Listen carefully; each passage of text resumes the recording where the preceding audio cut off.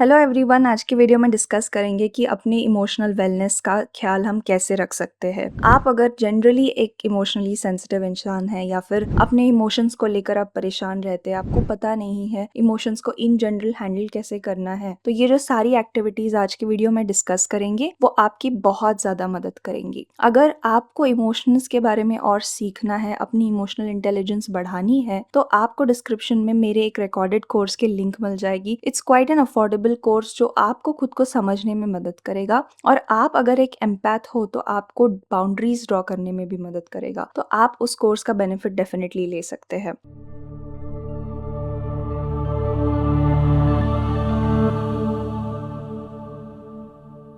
तो हमें अक्सर लगता है कि एक इंसान जो इमोशंस को हैंडल नहीं कर सकता है वो कौन सा इंसान है। हमको लगता है जो हमेशा रोते रहते हैं या फिर जो अपने इमोशंस को खुलकर दिखाते हैं वो इमोशनल है, उन्हें अपने इमोशंस हैंडल करना नहीं आता। पर एक्चुअली में जो लोग एक्सेसिव इमोशनल कंट्रोल प्रैक्टिस करते हैं, मतलब कि उन्हें एक्चुअली में उस चीज को एक्सप्रेस करना है, उनके अंदर वो इमोशन आ रहा है पर वो उसको दबा देते हैं। वो अपने ही इमोशंस को जज करते हैं। मतलब अगर मुझे गुस्सा आ रहा है तो मुझे गुस्सा क्यों आ रहा है, अगर मैं दुखी हूँ तो मैं दुखी क्यों हूँ। वो उस दुख को फील नहीं कर पाते, वो उस गुस्से को फील करने के पहले ही उसके ऊपर एक क्वेश्चन मार्क लगा देते हैं, और इसकी वजह से वो अपने इमोशंस को एनालाइज करने लगते हैं, फील नहीं कर पाते हैं। जिसकी वजह से क्या होता है कि वो जो टैंक है इमोशंस का वो भर जाता है, और जिस दिन भर जाता है और कोई उन्हें छोटी सी भी बात पे ट्रिगर कर देता है तो फिर वो सारा टैंक बाहर फ्लड हो जाता है। जिसकी वजह से अक्सर हमें लगता है कि ये इंसान बहुत गुस्से वाला है,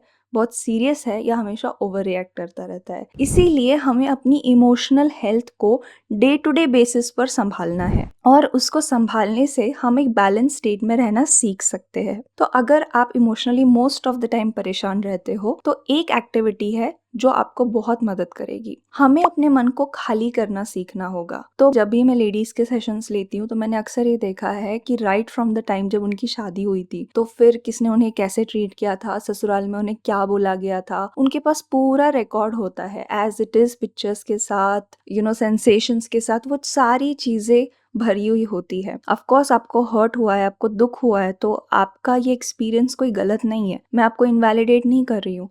पर वो सारे बोझ के साथ आप आज की जिंदगी भी जीते हो, और उसी चश्मे से आप हर एक को देखते हो, दुनिया को देखते हो। मतलब एक बोझ लेकर आप चल रहे हो, जिसकी वजह से आपकी ही जिंदगी आपको बहुत भारी लगने लगती है। आपको ही अपने ऊपर बहुत प्रेशर महसूस होता है, और आपको बहुत सारी चीजों को लेकर मन में कड़वाहट भी रहती है, उलझने भी रहती है, और क्लैरिटी के साथ इंसान आगे नहीं बढ़ पाता है। इसीलिए अपने मन को खाली करना बहुत जरूरी है। तो बहुत सारी जर्नलिंग एक्सरसाइजेस, मतलब अपने डायरी में लिखना, अगर कोई भी एक्सपीरियंसेस आपको विविडली बहुत ज्यादा याद है तो उन्हें लिखना, उन्हें फाड़ कर फेंक देना उन पेजेस को, या जला देना, मतलब अपने सिस्टम के बाहर उन चीजों को निकालना बहुत ज्यादा जरूरी है। और अगर आपसे ये अकेले नहीं हो पा रहा है, आपको लग रहा है कि एक्सरसाइज बहुत पेनफुल है, तो आप किसी प्रोफेशनल के साथ काम कर सकते हैं। आप थेरेपिस्ट के साथ काम कीजिए, साइकोलॉजिस्ट के साथ काम कर सकते हैं, या फिर वो कोचेस जो इमोशनल वेलनेस के एरिया में प्रैक्टिस करते हैं, आप उनके साथ भी काम कर सकते हैं। बस शर्त यह है कि आप सामने वाले इंसान के साथ सेफ फील करें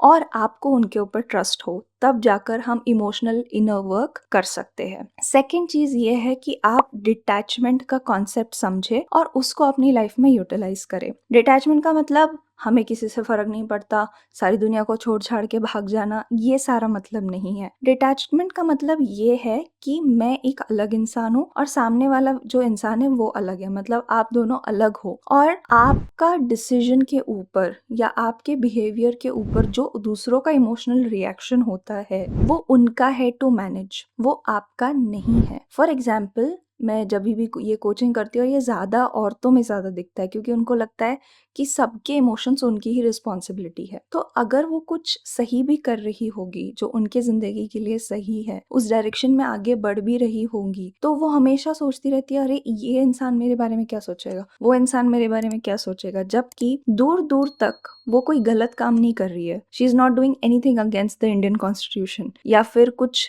ऐसा नहीं है जो खराब है, जिसके रिजल्ट्स ऐसे होंगे कि उससे बहुत तकलीफ होगी उसको भी या दूसरों को भी, नहीं। सिंपल सी चीज़ जैसे जिम जाना, एक्सरसाइज करना। अगर कोई औरत एक्सरसाइज करती है, जिम जाती है तो उसकी हेल्थ अच्छी रहेगी। उसकी हेल्थ रहेगी तो बच्चों की हेल्थ भी अच्छी रहेगी, फिर फैमिली वालों को भी वो ज़्यादा खुश रख सकती है। ये सब चीज़ें तो होती है, बट उसके मन में आता है कि मेरे आस-पास के लोग क्या सोचेंगे अगर मैं जिम जा रही हूँ तो, राइट? तो आप वहाँ पर जो दूसरों का इमोशनल रिस्पॉन्स है, उसको भी मैनेज करने की कोशिश करते हो कि मैं ये भी काम कर लूँ और किसी को बुरा भी ना लगे। ऐसा क्यों? आपका काम है आपके लाइफ के, आपके हेल्थ के लिए जो अच्छे डिसीजंस है वो लेना, और जो दूसरों का रिएक्शन होगा वो उनका है टू बी मैनेज्ड। तो अगर हम डिटैचमेंट समझ जाए और हम इस पावर से ऑपरेट करें हमारी लाइफ में कि ये सिंपल सिंपल डिसीजंस लेने का पावर एक्चुअली आपके हाथ में है, आपने दिया क्यों है किसी और को? क्योंकि अगर आप दूसरों के हिसाब से चलते रहते हो तो हमने यूजुअली देखा है कि उनको आसपास के लोग ज्यादा एक्सेप्टेंस देते हैं, उनको प्यार देते हैं। जो इंसान थोड़ा सा अपनी मर्जी के हिसाब से चलता है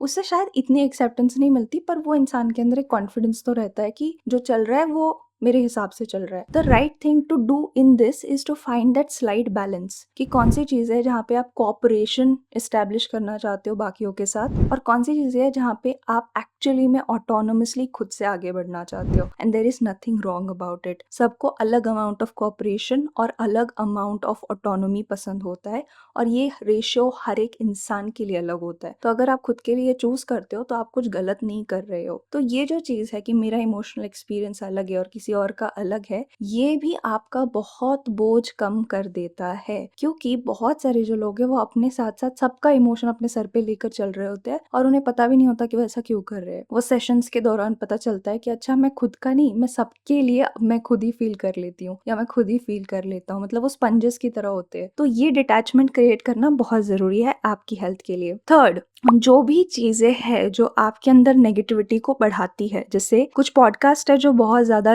ये गोस्ट्स या फिर नेगेटिव एनर्जीज इनके बारे में बातें करते रहते हैं, या फिर इससे रिलेटेड बहुत सारा लिटरेचर भी होता है। और अगर आपका मन थोड़ा भी कमजोर है और आप ऐसी बातें सुनते हो तो आपको बहुत ज्यादा परेशानी हो सकती है इमोशनली। तो जब मैं कहती हूँ मन कमजोर है, कैसे पता चलेगा आपको? अगर किसी के बोलने का आप पे तुरंत असर होता है, जैसे कि किसी आप कोई चीज करने जा रहे हो और किसी ने बोल दिया अरे ऐसा करने से ऐसा होता है, राइट? अगर बहुत सुंदर बन के जाओगी ना तो नजर लग जाएगी और आप उसको पकड़ के रख जाते हो तो बहुत ज्यादा चांसेस है कि आप मन से कमजोर हो। तो क्या करना है? आप ऐसे ही रहोगे जिंदगी भर? नहीं, आपको अपनी जो रैशनैलिटी है, मतलब खुद की सोच बनाना, खुद की पर्सनैलिटी डेवलप करना, खुद के सोचने का तरीका बनाना बहुत ज्यादा जरूरी है। तो इसके लिए अगर आप बहुत जल्दी से प्रभावी हो जाते हैं, कोई आप पे बहुत अच्छा इन्फ्लुएंस कर लेता है जल्दी से, तो आप अच्छे इन्फ्लुएंस में ज्यादा रहिए। मतलब पॉजिटिव लोग जो आपको मोटिवेट और एनकरेज करे, ऐसे यूट्यूब चैनल्स देखिए जो आपको मोटिवेट और एनकरेज करे, आपको डराए नहीं। तो ऐसे अच्छे चीजें पढ़ना और ऐसे लोगों की कंपनी में रहना जो आपको